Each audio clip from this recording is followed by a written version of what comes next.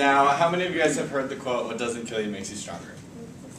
You can go ahead and laugh, it's fine. I actually got it from the song Kelly Clarkson. Kelly Clarkson is one of my favorite artists. I think she's a very, very inspiring artist to me.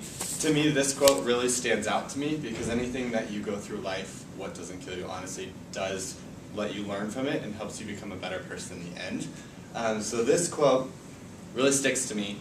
I grew up in a town called Gardnerville, Nevada.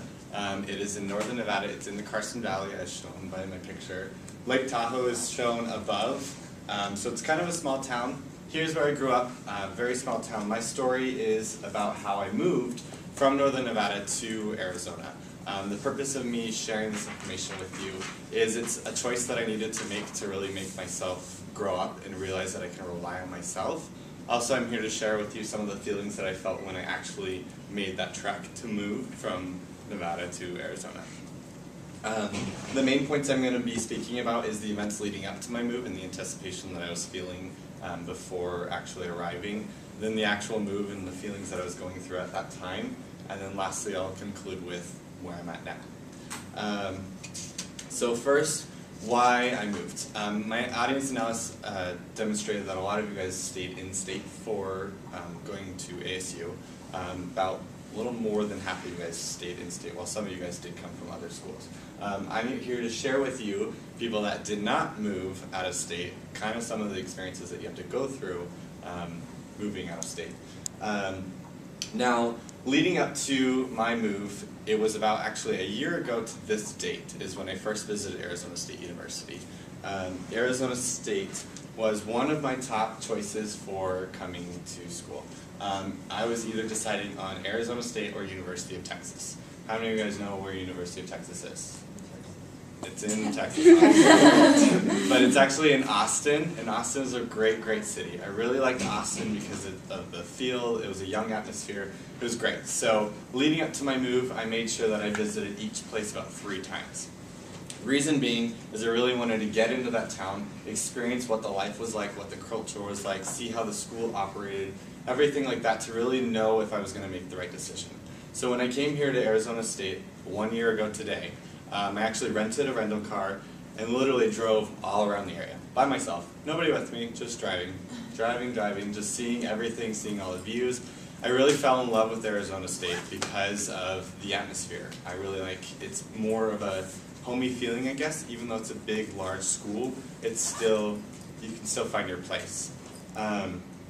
So I went back home, started getting things in line with my work, with my school, trying to get that transfer for Wells Fargo, and then really found that it was an easy process for me to actually move to Arizona. My transfer from University of Nevada in Reno went really smoothly. All my classes transferred. The admissions counselors were great. And, advising went well. So everything was really fitting into place. That's where I got that excitement of, wow, I'm actually doing this. So that came the big task of the actual move. When I moved, I actually had to say goodbye to all my friends, which is really hard. My audience now suggested that you guys rated it on a scale of 1 to 10 of how hard it would be to leave everything behind. Most of you guys stated it in above 8 to 10 range, which is kind of pretty hard. If you pick up and leave and have no friends, no people, no family, nobody that you even know, nobody that you can talk to. That's what my situation was. So leading up to the move, it was an 800-mile drive. So one day, led up to it, got in the car, packed everything in there, and just drove.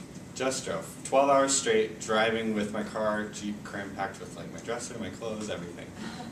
As I'm driving, I'm watching the temperature scale go up and up. And while I'm driving, I'm thinking to myself, oh my God, I can't do it. I'm not going to be able to live in the heat. I don't know what to do. My friends, I'm going to call them every day. So I'm calling my friends the whole way. Then I lose cell phone service. I don't know what I'm doing.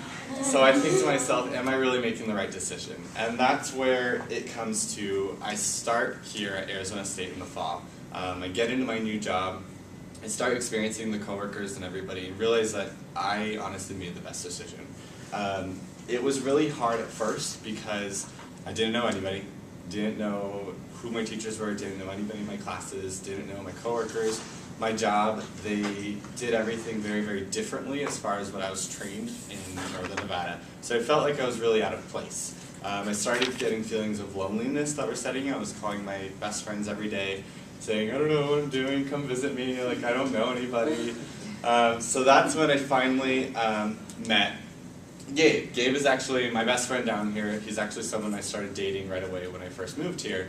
And since then, I actually visited Reno about 2 weeks ago and realized, oh my gosh, I hate Reno. I hate Northern Nevada. I'm so glad I moved. So for me, what I want you guys to take away from my experiences is that you really need to make a choice and get out there to do something that's going to help you grow better as an individual and make you a stronger person. So for a recap, those feelings of anticipation and those loneliness that set in really makes you become a better person in the end, knowing that you made the right decision to help you further yourself in life. So that's